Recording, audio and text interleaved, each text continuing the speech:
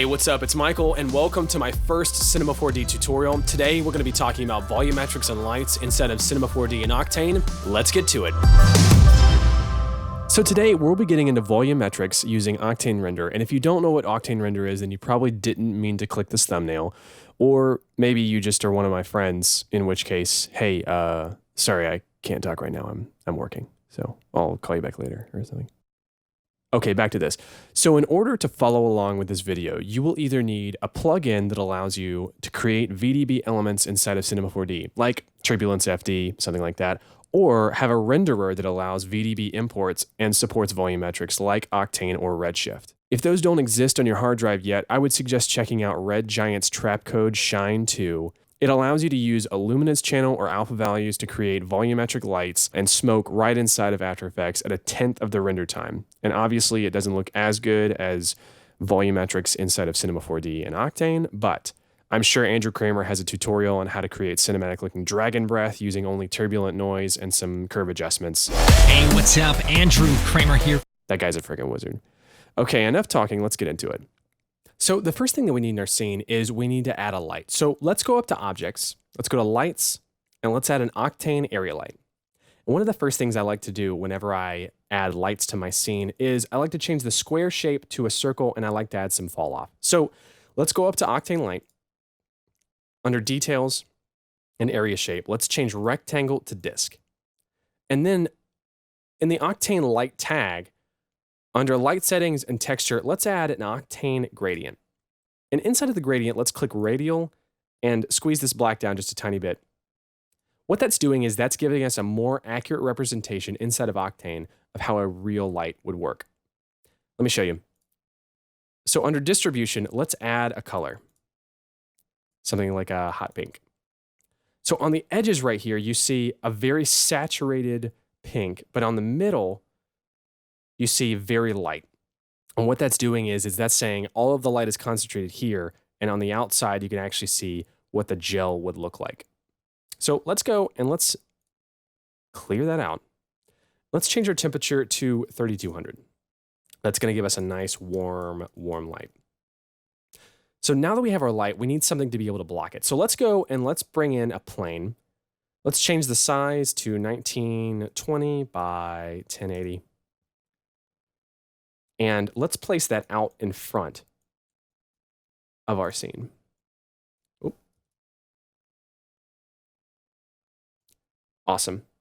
So now what I'm going to do is I'm going to go up to Materials, and I'm going to bring in a diffuse material, and I'm going to place that on our plane. And what we're going to do is we're going to go into the Octane material, and under Opacity, we're going to add an Octane image texture. I'm going to drop in just some random texture. You can use an animation if you want to. But these clouds and stars were done by a friend of mine. So now we see the exact opposite of what we wanted. So I'm going to go under the image texture, and I'm going to click Invert. Now we're seeing what we want. We want the light to be coming through the little tiny slits and not through the whole thing. So there's still a couple of problems. One is the background is white and we want it to be black. And two, we're not seeing the beams of light coming through, even though we have the light and something to block it. So one of the cool things about Octane Render is that it's an unbiased render engine, which means that it acts just like real life. So just like in real life, when you don't usually see light beams coming through everywhere, you have to have either dust or fog or something like that to be able to see the beams. So we need to add that into our scene. But first, before we're going to do that, let's go to our objects and let's add a texture environment. Go to Main and click RGB Spectrum and change that gray to a black. Now we have just a black background and we can see the light rays better. So now we need to add our fog. There's a couple of ways that we can do that. One of the ways is we can go into our Octane Sky and we can go to Medium and click Add Fog. What that's going to do is that's going to just add a fog everywhere in the environment. And that gives us, about 90% of the control that we want. But instead of doing that, I'm going to actually add a fog volume. So let's go back and let's not do that. Let's add an object's fog volume into our scene. Now, before we change the size of the volume, I do need to say The voxel size is hugely important here. So now that we have our voxel size increased, let's go ahead and start changing the size of our volume.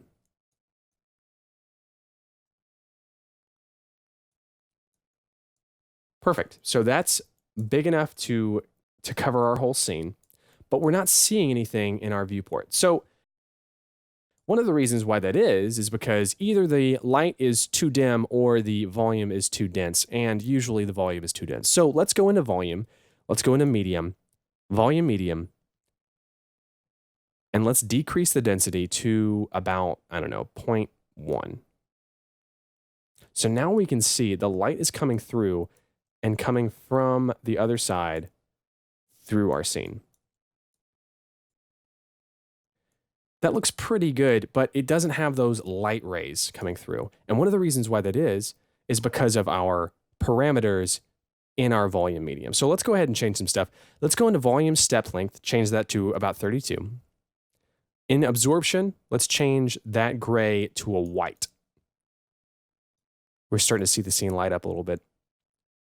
Under scattering, let's change that gray to a white as well. And under scattering phase, this is where we see a lot of difference. So let's change all the way to like a 0.7 and 0.6. And now we're starting to see those beams come through. So in our example, we have a very prominent light beam coming through everywhere. And right now we're just kind of getting it through the stars and a little bit through the clouds. So I think our Octane light is just not powerful enough. So let's go into the power and let's increase that till we start to see the image that we want.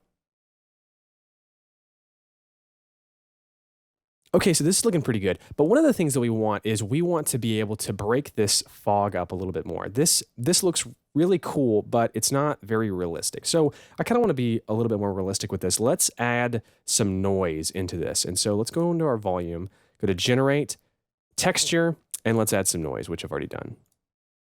And inside the noise, I'm going to increase the contrast. So that's breaking us up. Nice. It's giving us some nice texture, a nice difference in density. Let's increase the global scale maybe to 130.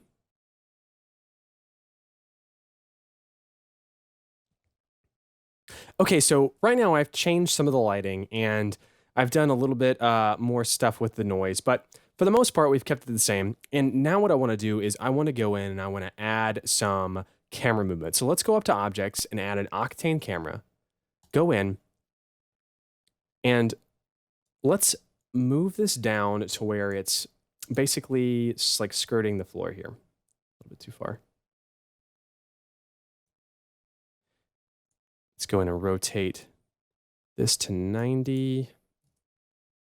And I'm going to go to the end of my scene, add some keyframes, go to the front of my scene, and then I'm going to push this through space, and then maybe move this over here, and add another keyframe. Perfect. So now we have some pretty good eased movement through the floor plane. We've got all these really nice, cool looking rays coming through. Okay, so now the next shot that I want is I want a wide shot that's basically just dollying backwards.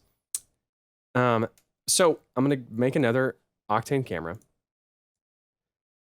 Go into that one. Let's actually take this and name it dolly back. Yeah. Dolly back.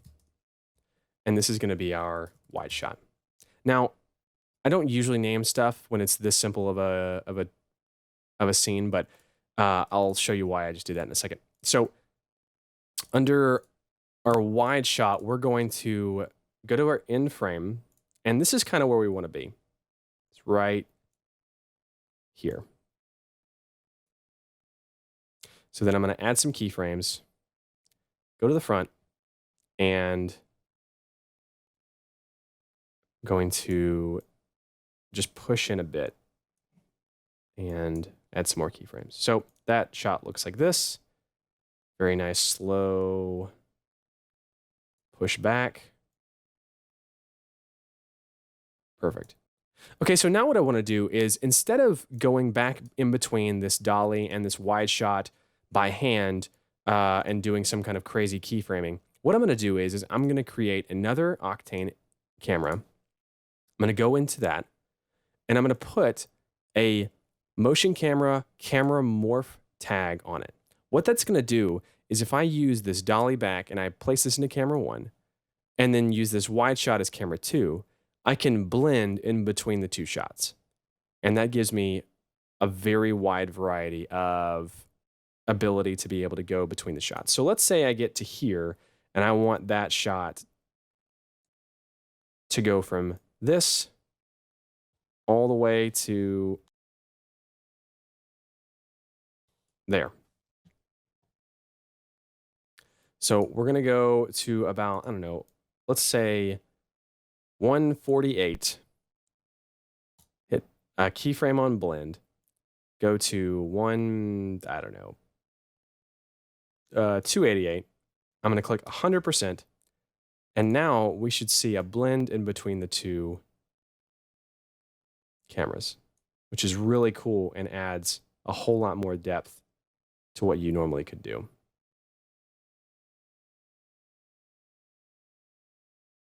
So a lot of cool techniques that are simple but also fun to use. I hope you had fun watching. I had fun making this. Don't forget to like and subscribe, or don't like and unsubscribe. But if you did, hit that bell and let me know in the comments what you think. Peace.